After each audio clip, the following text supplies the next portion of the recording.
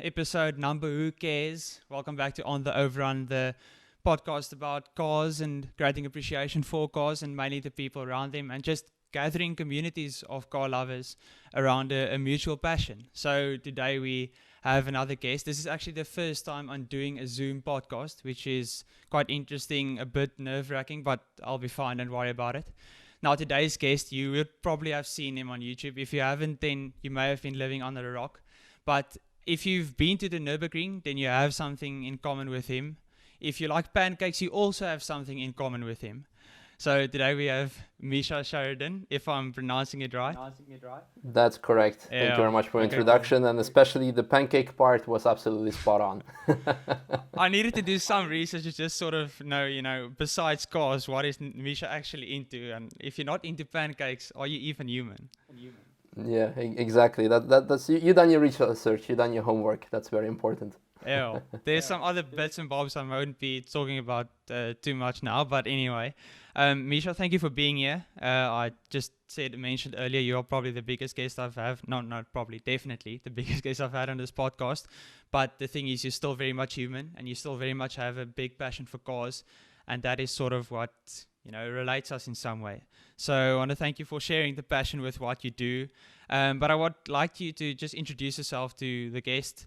Maybe start off with where your passion for cars started. What was a dream job for Misha as a youngster? Just a bit of a background so that people know who you're talking to. Yeah, thank you very much for having me, first of all, and I also hope that even though I am now, as you say, maybe your largest guest, that at some point I will be one of your smallest. Maybe not physically largest, but in terms of following. That's what I mean, of course. Yeah, not physically, but that's what I mean. Hopefully, I will be one of the smaller ones that you get to interview, even like the bigger stars or whatever your like quote is when it comes to measuring the size of personas. Right. First of all, the introduction of myself, as you asked, and I think it's going to be it's a dangerous question because when you ask the car guy to talk about cars and their origins, it could be a pretty long answer. So I'm just going to start somewhere and we see where we're going to end up. So as mentioned, my name is Misha Charoudin. I'm 31 years old. I was born in Moscow, Russia. Lived there for 11 years until I moved to the Netherlands together with my mom. Lived there until pretty much now, you could say. My mom still lives there. I visit her. I live now 1.5 hours away from there. So although I live at the Nürburgring for the last 6 years, the connection to Netherlands is still pretty strong. And last year I also lived for the largest part of the year in Zagreb in Croatia because of my work for Rimac Automobili, or Rimac, the Croatian hypercar company. Where did my passion for cars started? I guess for like the majority of kids, there are at some point there are pop culture references. So of course playing Need for Speed, later on watching Fast and the Furious, but it's a lot later was that. Being from Russia and my dad being Russian, obviously he had a Lada. Lada is of course the biggest piece of shit you can buy that constantly keeps on breaking, that you constantly keep on fixing. So he was constantly fixing that and I was always standing aside and watching how he would be fixing that. So I always had like appreciation for cars. I remember that when I was like 5-6 years old and had the ability of talk, consciously think and remember things up until today, I would know all the car brands, I would know all the car models. I was really passionate about the cars itself, but not about technology, I would say, behind them. Okay, 0 to 100 numbers, 0 to 60 numbers, but I was not really that technical until I was like 16 years old, 18 years old, when I would have like my first moped, scooter, motorcycle, and eventually cars. Then I started doing something with them. I was not really into the technology behind them. I was just like really the concept of cars interested me a lot. Then I remember when I was 5 years old, my friends of my parents gave me a Lego set of a gas station for Christmas, for New Year's actually.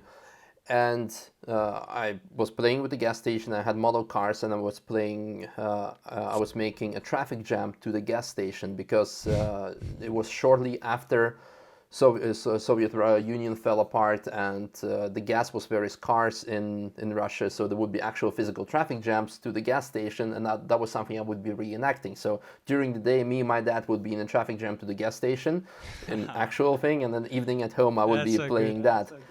Yeah. And later on, also friends of my mom, because my mom was working in a foreign company. So as mentioned, Russia was still kind of starting to get globalized or internationalized. So the ties with foreign countries were kind of difficult. Getting different products from abroad were difficult. But my parents were in a more fortunate position because they were working in foreign companies. They had foreign friends. And one of their friends, he gave me a scale model of the Lamborghini Diablo SV. So, and that's something that that probably definitely sparked my love or interest for supercars, because doors went up and it was something different than the boxy Lada model, of course. Had to know everything about it. Then in 95, 96, we started playing Need for Speed, where you had also Lamborghini Diablo. Actually, Dodge Viper, I think, was the fastest car in Need for Speed. In any case. There were many things that led up to me loving cars, from small things to eventually big things. The fun thing I want to say is that until I was, actually, it took me quite a while to get my driver's license. I think I was 20 that I got my car's license, and or 19. So it was not immediately, okay, I'm 18, I need to do it now. I'm gonna buy my first car. I'm gonna save for it.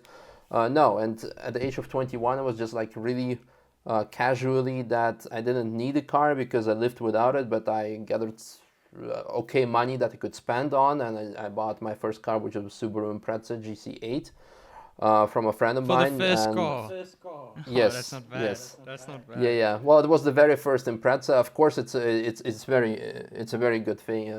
It is still nowadays a very nice car for a first car.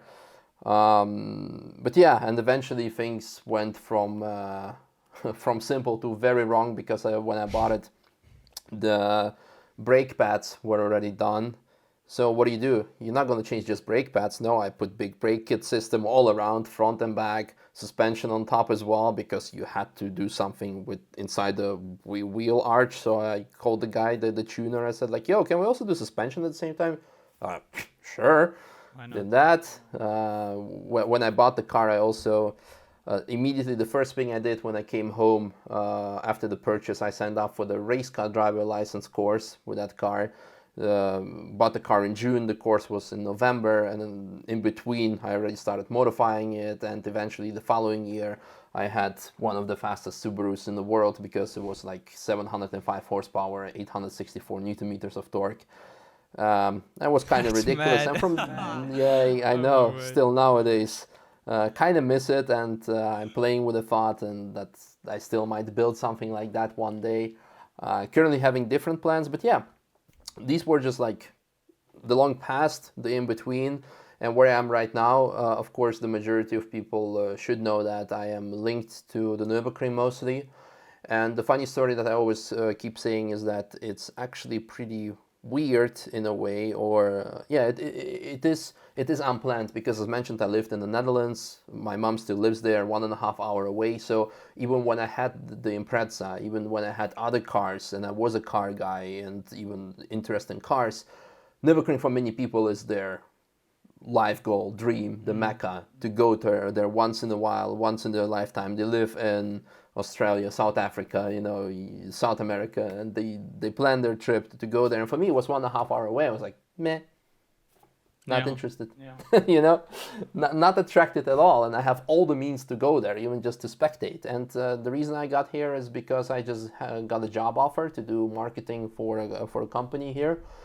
I'm sure, let's do it. Again, no attraction to Nürburgring. It was something okay, new challenge is going to be cool. Did it, and 2 years later I left the company and started together with Robert, started Apex, and never looked back.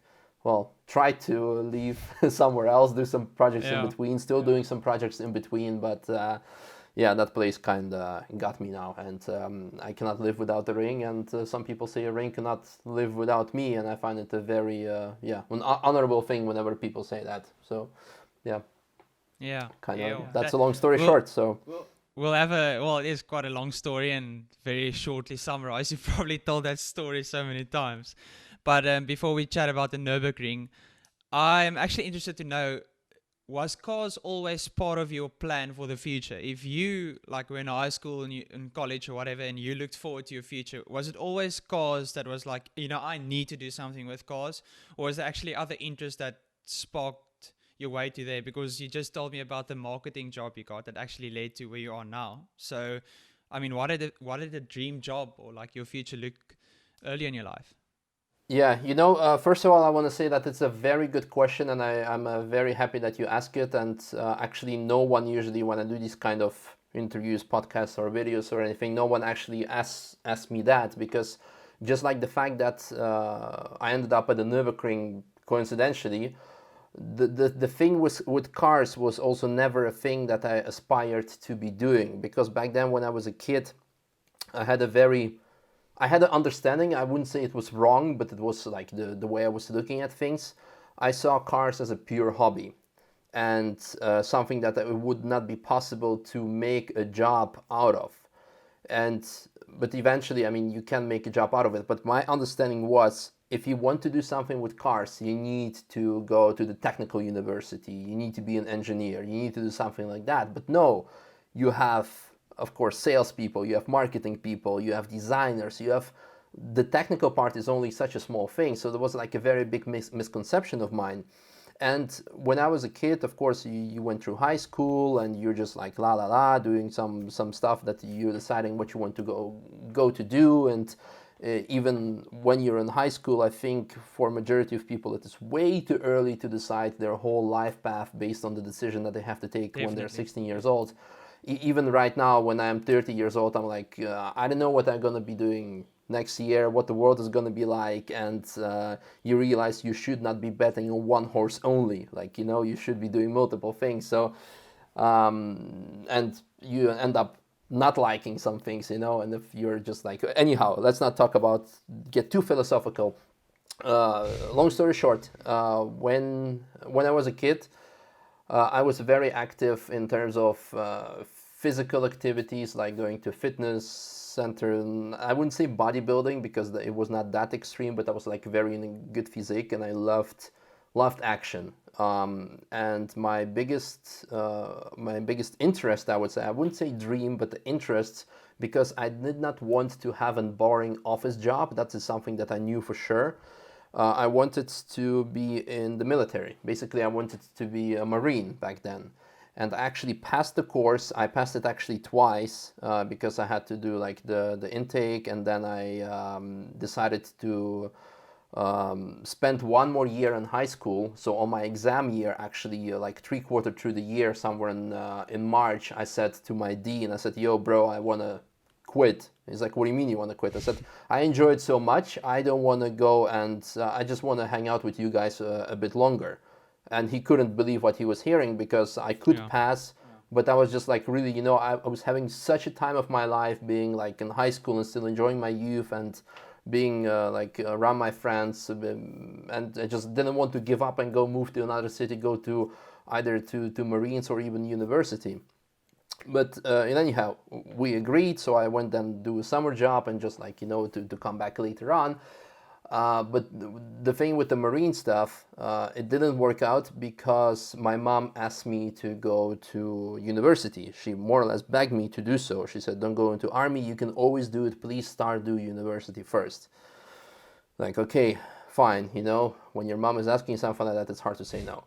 And she was right. I could always do it, plus I had somewhat, would say, concerns in terms of, okay, I'm a Russian guy in the Western army. Am I actually going to make a career out of it? Isn't there not going to be some sort of racial tension in terms of, if you want to make if you're going to end up there? So, I was really thinking ahead of all the ifs and buts. But long story short, went to the university, basically, to study business and management, and alongside, I was already doing parallel. I was doing these car stuffs. So I was already building the scooters before like I was participating with the drag racing championship with scooters, and eventually I rolled out into cars. And when I was doing my car project and scooter project, social media was just like an upcoming thing. We're talking about 2007, 2008. It was like you had MySpace, you had other stuff, but Facebook was only coming up. They didn't even have like the first billion or half a billion of followers or like users, I would say. But so I did not see it as a business or a possibility on work with it. So it was just something that I would be like, coming home, we would do something on the car, and I would have 20 different project pages from different forums, like Subaru forum, like the regular car forum, the scooter forum, where they have a sub tab for the cars, then like something else, then in Russia, then there and there. And I would write and everything and copy paste and have everywhere. And then of course something post, like some Facebook album about the car parts that we put on. So this was not something that I was just doing it for fun, And then somewhere, I would say 2013, 14, 15 came the transition of understanding like, shit, I don't have to work for my hobby. I can actually turn my hobby into a job, because as ridiculous as it might be, this is basically what people want to see, and I can turn it into job, work, thing. And the things that I'm doing now, because as mentioned, social media was just an upcoming thing, was not something that they were teaching in university back then. They were right now, of course, the use of social media, I'm pretty sure, is like a very important topic, and there are many books written about it by now. But back then, when I was studying back then, there were just like sometimes there would be like a master class or like some guest speaker talking about, oh yeah, you should have a Facebook and Twitter page, because that might be very interesting, where you might benefit from it. Nowadays is of course very interesting, but what I'm referring to, as I was studying and I was in my third year already, I had to go to fourth year because I didn't pass all the subjects, but I was close to passing. But I realized, you know what? Nobody's going to teach me automotive marketing or social media marketing the way that I'm knowing of how to do it right now by practicing. And something felt like, I either just like, go and do it because it's either now or never. And yeah, I kind of went ahead, and it turned out very well for me. So it was never my plan. Like, it was never my plan to work at the Nürburgring. It was never my plan to work with cars. I either wanted to be a Marine or like some, I don't know, whatever boring office job would land me after my university degree. Who knows? Yeah. But I'm happy where I am right now. Let's say that. So. Yeah, if you were a Marine, you probably would have been my biggest guest on the podcast ever. But besides that, I had a similar sort of experience in my first year where from the start, people got to know me as the guy who loved cars and had a massive passion. And all of them were like, why don't you study BTech or like engineering or like something in that line? And I was like, actually, you don't have to. Like, you can still have that passion and hobby and study for the boring office job if that's really what you want to do. Similar sort of situation, and I do understand where you're going. Also, I just want to mention and reiterate, he actually drag raced scooters. I watched a few videos and listened to what he had to say, and this is just madness. I'll definitely put a few videos in the description. But yeah, social media definitely took a turn for the best or worst. You can probably take it in both ways, but you definitely made the best out of it now on YouTube, and rather a good following on social media. But I think this leads on to my next question, because you are basically, as you said, you turned your hobby into a job, and that is a very fortunate situation, and that's not a situation everybody can, testify or say, I'm actually living the dream. But I think the problem becomes when human nature kicks in and sort of there's, the danger of familiarity. So do you feel you have maybe become too familiar with cars or, even the Nürburgring over the years? Like, do you see the threat of becoming too familiar and maybe it becoming boring? Or yeah, what's your opinion on that at the moment? How are you feeling about it? Again, very good and somewhat difficult because it's a deep question. I mean, I believe there is some sort of a graph that someone once drew when it comes to getting to know a certain subject. When you start knowing it, you kind of like, oh, I know everything about it. And the more you spend time knowing about it, the feel that you have that you're knowing about it drops significantly. You're like, shit, I actually know nothing about it at all. And then at some point it starts like slowly climbing, like, yeah, okay, I know something, but there is so much more to know about it. Yeah. So if you're humble about things, of course there is so much. It is not going to get boring if you're gonna say like, "Hey, I've done it all, I know it all." Then you're probably just like you have too big of a head, probably. There is always something to learn. There's always things to expand. There are always things to look forward to, things to work on. I mean, let me just give you a very brief example of what I'm doing right now, what I could be doing, and what I will be doing. So, of course, we have just a Nürburgring, just social media that of course, the biggest channel I have is YouTube.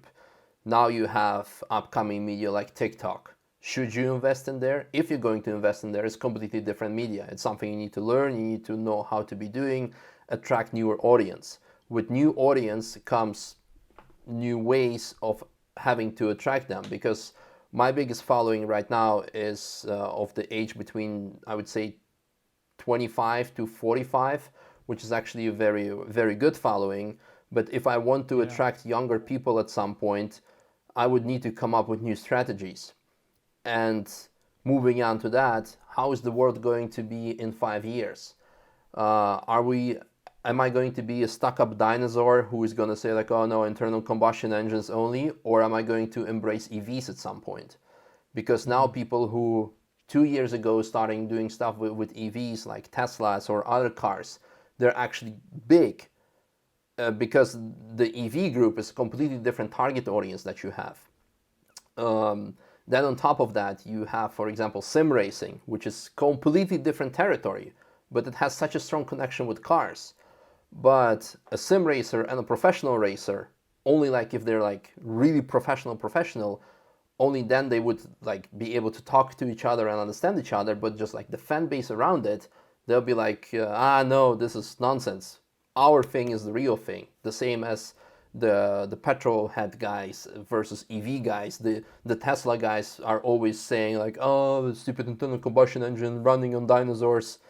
And these things you would not be able to like imagine a few years ago that people would be saying those things. But this is something that you start seeing more and more, because there is such a big variety of car cultures, of things. So definitely no, I'm not afraid of knowing it all, because as soon as you start thinking that, the following moment will be very soon coming, is the moment that you will be very irrelevant, because you'll be just old and nobody will be caring about me. You might be knowing all the things about it, but then the only thing that's going to happen is in 20 years when you're old and gray, they might invite you to a history channel to talk about your subject, because that will be the only relevance.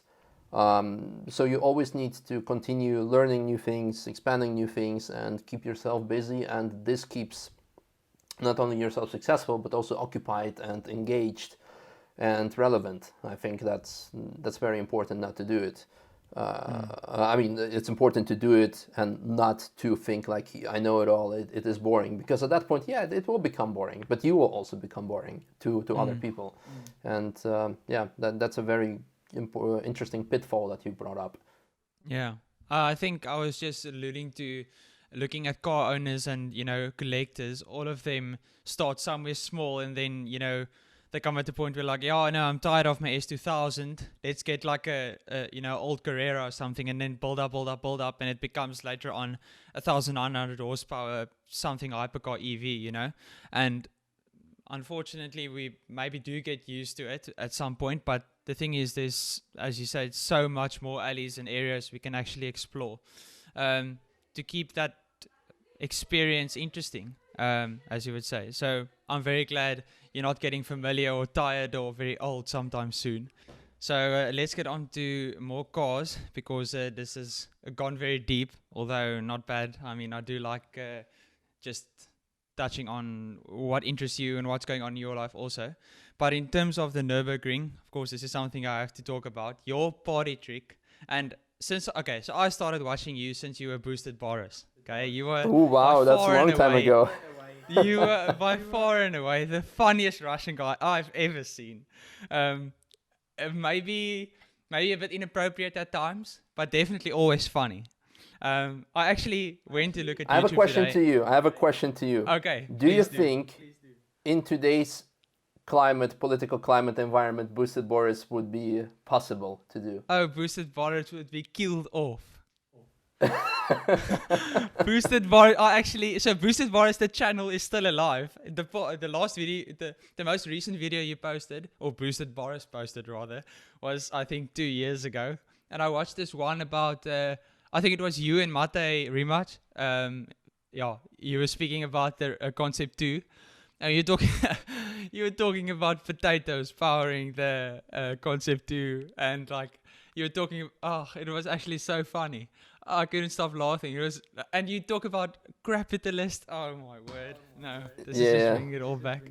That's a funny story because sorry to interrupt you there. We're going off topic, but I think it's fun mentioning because, of course, this video was shot in 2018. I think it was in 18 and was published in 2019.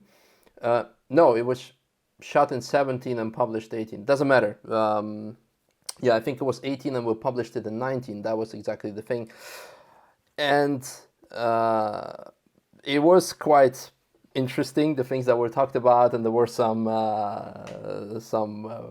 things were said, and people just should watch the video. And the marketing manager of Rimac, she absolutely hated it.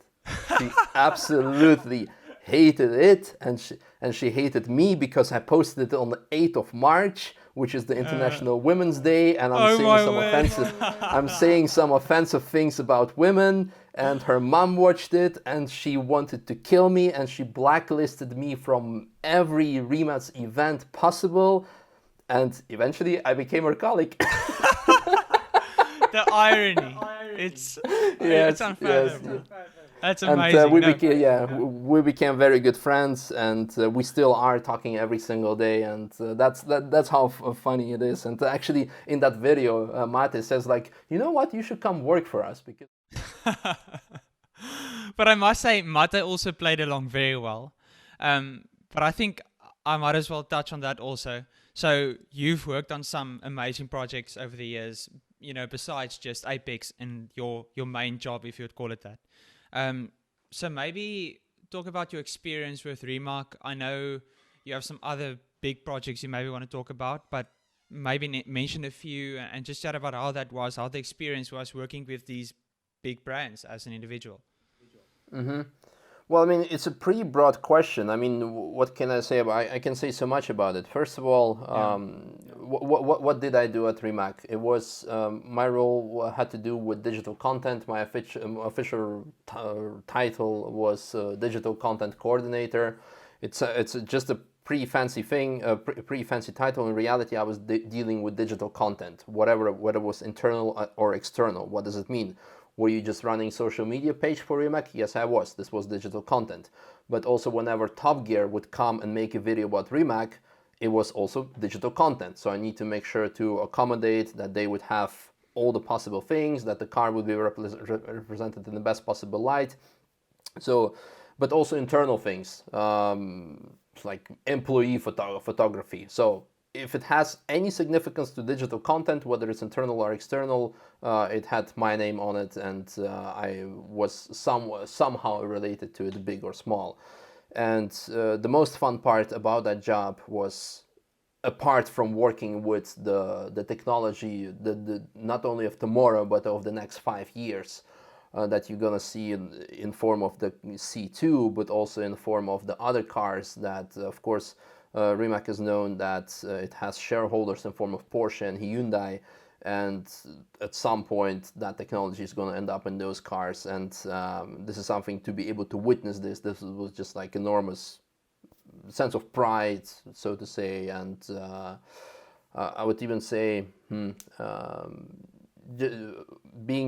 realizing that I'm fortunate enough to be in that position to work with that technology, with those people, and knowing what is going to happen in the future. That was, of course, the best part.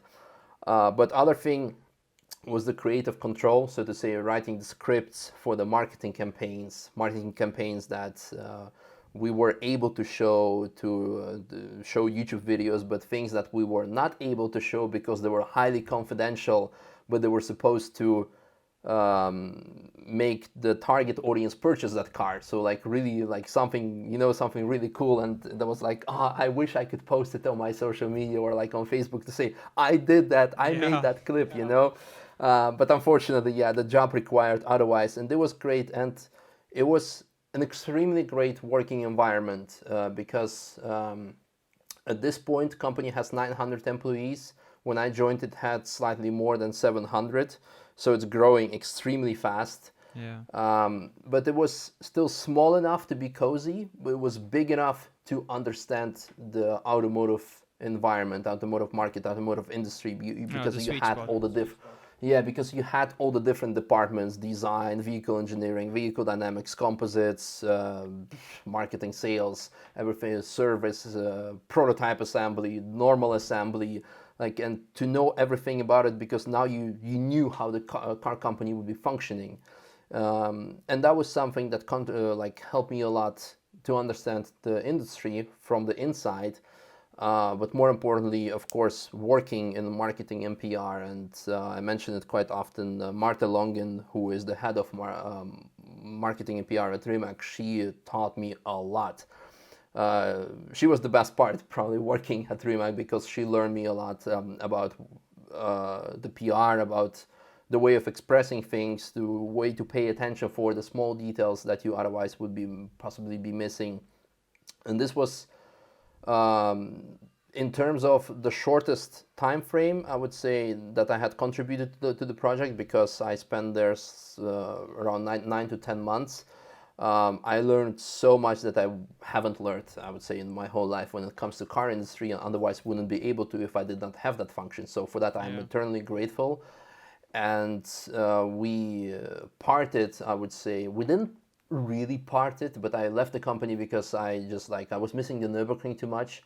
And this is something that they could not understand and believe. They said, dude, why? How? You left in the first place, but how can you miss some stupid woods in Germany while you have here Croatian sea and mountains and great food and us, of course? And I know, but I don't, it's hard. But what I'm referring to is that we parted on very good conditions, that we still nowadays talk every single day, and we do something together. And just recently I was filming a Rimac getting suspension set up at KW. So, and we both said hey, if you're gonna end up having an R&D center at the Nürburgring, I'll be the first one to come and work for you again. It's just I want to be here because this is the place I love, and basically that.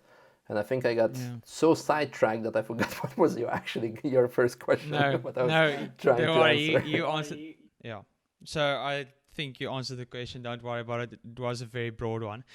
Did they in any chance show you where the holy potatoes are grown, where they actually power the Concept 2 from, or is that sort of confidential information? I signed a very strict NDA. I'm not sure I'm allowed to talk about any technological plans. Potatoes. Potatoes or not, yeah. Okay. Yeah, don't worry about it. I'll find out someday. But I think at some point doing your line of work, of course, these projects still to do with cars come along the way, and they're awesome opportunities. But I mean, surely, there are these brief moments of, those pinch yourself moments where you're like, oh my word, I'm actually working with this brand, paving a new way in this new technology or whatever. And that actually just is such an humbling experience, I would presume. Just sort of saying wow, I have this experience, I have this opportunity working with this brand or so. And that is sort of, I think these moments, they sort of, trademark, I don't know, stuff you'll remember later on in your life when actually a very old man saying like, this is the progression I've made. So yeah, not really a question, more just opinion. In any way. Well, I do want to comment on that, however. Yes, you are right. Of course, I get to work with amazing projects, with amazing brands, amazing manufacturers. I mean, of course, I worked for Rimac directly. Last year, we worked with Bugatti, with helping them to organize some activities at the Nürburgring. I worked with Porsche, working with multiple brands, and this is a very humbling experience. Like, oh my God, it's great, but it's, you know, I try, like, quite often I get enjoyment. It sounds maybe like, you know, trying to make things more colorful than they are, but it's not. For me, like, the more impressive memories I get from like individual encounters when people come to the Nürburgring and they tell their stories. Like I gonna like someone asked me, what is your most remarkable moment, your remarkable ride of last year? Now, if you're gonna ask me what's your most remarkable ride ever, I'm gonna say the ride I had with my grandmother when I took her for 300 kilometers per hour lap around the Nürburgring. And she was saying, why are we going so slow? And she's 80 years old. That's brilliant. Yeah, exactly. That's something that I will like forever cherish because, of course, it's a relative. It's my grandmother, and she helped to raise me and stuff. That's remarkable, like the most favorite lap overall. But when it comes to last year, 2020, people were saying like, oh, was it the Bugatti? Or was it the Senna? Or was it the lap with Robert Kubica, which is now the most watched video on my channel ever with 4.2 million views or even more? No, the lap that really impacted me was from a gentleman who just came and rented the car. He also stayed in our hotel for a weekend almost, or for a number of days. And I got with him in the car and started doing the briefing and stuff. And in 2020 and still nowadays, in the mid of pandemic, according to Nürburgring rules, you have to wear a mask inside the car. And so I had that and he didn't. And I said, listen, I'm sorry, sir, but the rules require you to wear a mask, require us to wear a mask.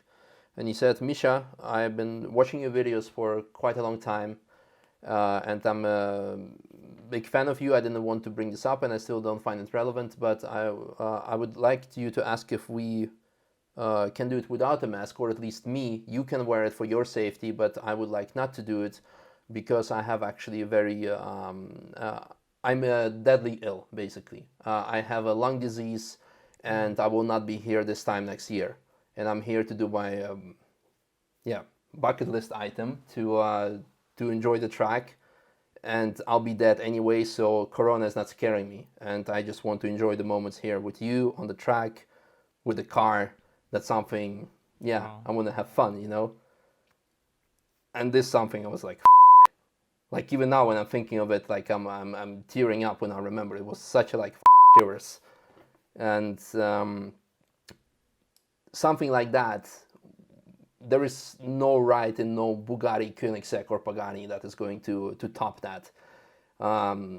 Those individual stories that you get to experience along the way, these are like the most precious experiences that I get to experience, and that I call myself fortunate enough to be able to experience, but also to influence other people's lives, I would say, to make that decision to come to the Nürburgring and to enjoy and to say, we just gonna go out with a bang in this case. And then there are many other cases similar to that, not to such an extreme, but where people say like, hey, because of you I decided to I'm gonna go with my dream and passion and build a car and have fun.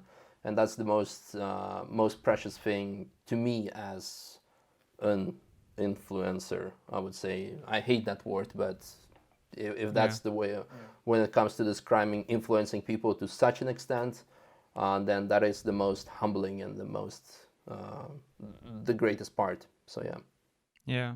So you sort of touch on what I wanted to ask next, but between, you know, shooting videos, meeting awesome people, working with awesome brands, driving the most amazing cars, driving people around on the track, narrating a lap blindfolded, basically. All these amazing things. What is actually your favorite part of the job? Like, if you could only do that one thing in a day, what part of your job would that be? Would it be part of your job even? Yeah, I think it's going to be then just, well, if I have to pick one thing only, then it would be actually instructing, funny enough. I mean, if YouTube, yes, making videos, then it would be that, because that's my main source of income, of course, but and it's related to that. But somehow nobody at Apex or even Nürburgring understands, especially Nürburgring professionals, that I enjoy instructing, because good drivers are quite often extremely bad passengers because they don't trust other people. Yeah. And of course, majority of people that come to us, they say they actually want to become better driver, they actually want to listen and do stuff, but other people are simply forced to have someone next to them on their first lap to make sure that they're not going to be a danger to others and themselves. And then they're like, I can buy 20 of those cars and I can buy the whole Nürburgring if I want to. I have so much money. Those people we actually encounter. And some people find it funny to crash a car and to brag about it back home to their friends because they did it and they pay with their pocket money. And this is, of course, a very sad part about that job. And that's why many people don't want to be doing that. But I'm actually really enjoying doing that because, yeah, I don't know. I might be stupid. I might be adrenaline junkie and... but I would say the positives outweigh the negatives whenever you have just like one or two people when they scare you shitless. The hundreds and thousands of people who then years later on, like even now I still see read something whenever I ask someone on Facebook like, hey, where should we go, to people that I have drove with in 2017. They said like, you should go to Apex, you should go to Misha, because I had the time of my life, and that's something like the most fun part, because then you get to sit in the car and not only instruct but also talk about cars. You have time to spend to talk with each other, talk about the Nürburgring, etc. This is like that, meeting people, and sometimes you get to meet very extraordinary people, like I mentioned in a previous example. So that's probably the most fun part of the job. Yeah. You just mentioned how sometimes people, get so scared driving with you. Not that you're an incompetent driver, but because you drive so well and they just can't comprehend. Because the Nürburgring is also quite a wild track. But have you ever driven with someone or have been in an experience on the Nürburgring where you have been scared out of your wits? Yeah, absolutely. No, I mean, I'll tell you like that. I have not been scared or even impressed by someone who is driving fast. This was like the most, I would say, annoying comment I had to read when it was the lap with Robert Kubica. We did a 7-minute 20, which is an impressive time, and of course, but we did also experience sub 7-minute laps, so which was significantly faster with significantly faster cars. But what everyone was saying, like, oh, Misha is quiet, he must be scared. Like, no, I'm quiet because I'm filming for you guys. I want you to enjoy the content. And it's a very minor irritation, I would say, to be aware, but some people were genuinely thinking that, and that's okay to think that. But that was for me something like, my God, no, there is nothing. This guy is a professional, he's a Formula One driver, like the world-class driver, maybe the very best driver I will ever get to experience in a car, especially considering his background. I trust him completely with my life, with the material that we have at Apex. There is nothing to be scared of. I know that he has everything under control, and if he doesn't, no one would have had it under control, and he would still make the best out of a negative situation, you know? And this is relatable to actually pretty much everyone I would get into a car who is driving fast. So I would not be scared when it comes to driving fast. So I would be scared when someone is inexperienced and trying to prove a point. That's for sure. Definitely I had moments like that where I'll be thinking like, dude, slow down, you're gonna get ourselves both killed. But the most scary moments that I'm experiencing is, as an instructor, I also mentioned like this example a couple of times. The most scary experience I had is when a gentleman rented a car from us, and He rented it for his dad because he wanted his dad to experience the Nürburgring. Now, of course, you can also let him do it in a taxi lab, but no, he wanted his dad to drive a car himself. It needed to be a manual gearbox because that's what real men drive, and it needed to be a BMW, but they also didn't want to spend too much money, so, well, perfect, BMW 218. Well, when you're thinking of a guy who wants to give a gift to his dad, you probably think of guys like us, our age. So his dad might be like 40, 50 years old. No, the guy was 50 years old. His dad was 87 years old. And that's confidence inspiring. It's confidence inspiring. His dad probably never driven a car for the last 20 years, maybe. I don't know. Well, okay, the trip to the track was okay, you know, because sometimes I would already say, like, okay, on the way to the track, you would say, like, you know, maybe we should not do this. Maybe that's irresponsible. But I always have the benefit of the doubt because I don't want to be judgmental. But after the first lap, I can say, like, okay, we're not doing this. But I always give the benefit of the doubt because I had 87-year-old girls who just had their driver license for 1 month impress me, like, oh my God, you're one of the best drivers, relatable speaking, that I've experienced. So I'm not going to say also in this case it is going to be bad. But it turned out to be quite scary experience because it was the busiest Sunday of the month. There were like sometimes 400 cars on the track. There were trains of Porsche GT3 RSs flying with BMW M3s, just, you know, 5 cars bumper to bumper because they know each other and flying through the track sections approaching 300 kilometers per hour. Whereas he wouldn't be able to go faster than 60 because he never experienced speeds faster than that his whole life. And then I'm just like, stay right, stay right, stay right, pulling the steering wheel, stay right. He's like, yeah, but it's a racetrack. I want to experience a bit more of that. Like, no, it's not a racetrack. It's a public toll road, and you're in the wrong place, wrong time to do that. I hate to explain that, but I don't want us to get us both killed. Pull back to the right, and then just praying that the guys behind us, where we would have 250 kilometers per hour speed difference between us two, that they're going to think like, that might be a tourist, that might be a guy who's going slow, maybe we should take extra caution. And that was just like, fuck. And that's always the case with people, because if someone is driving too fast and he's trying to prove a point, he's trying to do anything, you can always tell him like, yo bro, slow down, or it's end of today, you know, or you're getting out of the car. If someone is not able to go faster, you cannot speed them up, you cannot tell them to go faster, because that's also going to be a bad outcome. Then you're just like praying for the best outcome, and that's that's the scariest part of the job and like of any experience, I would say. Yeah. Okay, cool. Now I'm gonna ask you 5 quick fire questions. Okay.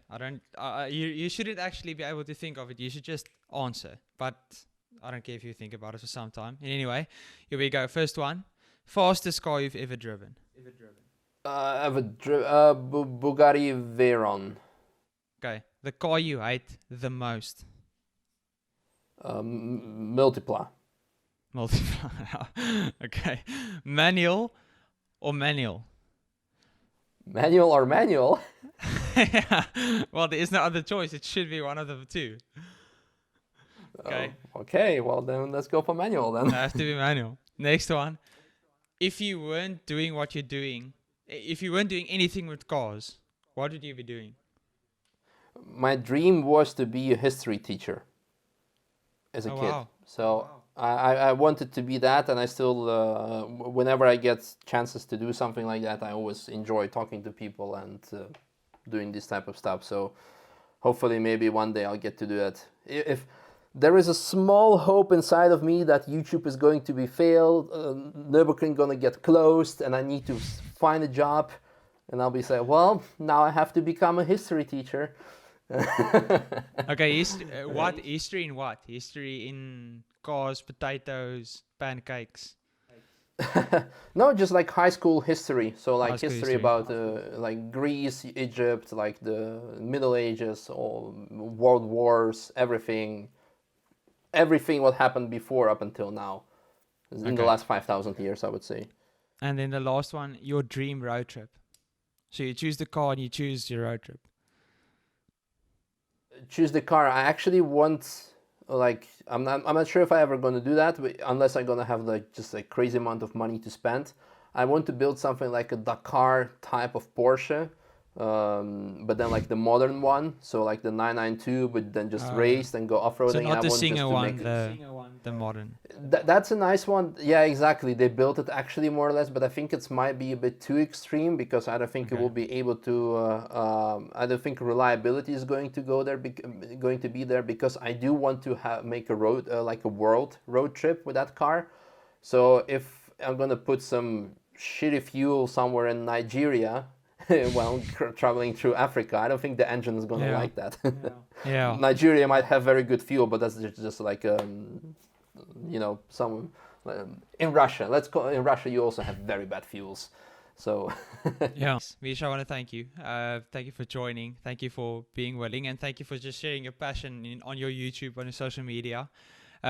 Keep being slightly inappropriate now and then because we can't be too serious in this kind of world we do live in. But in any case, I also wanted to ask if you wanted to let the people know where they can get you on social media, YouTube. Anyway, really, where can they get in touch? Mm-hmm.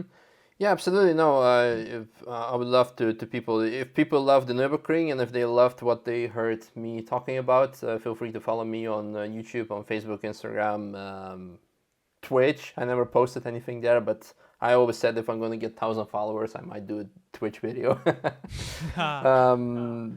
TikTok I started as well, so just to see whatever platform you like and enjoy the most and get in touch. And I also want to thank you for these great questions because these were some of the questions I never had and I enjoyed answering and going into depth. And as mentioned previously, I hope that you're gonna get even like the more important, impressive people at some point and physically larger, of course. Larger, exactly, and.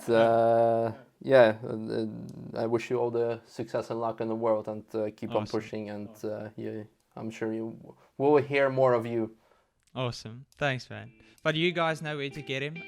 Misha usually end it off and I say it's better loving cars than loving drugs. So cheers, guys. Have a good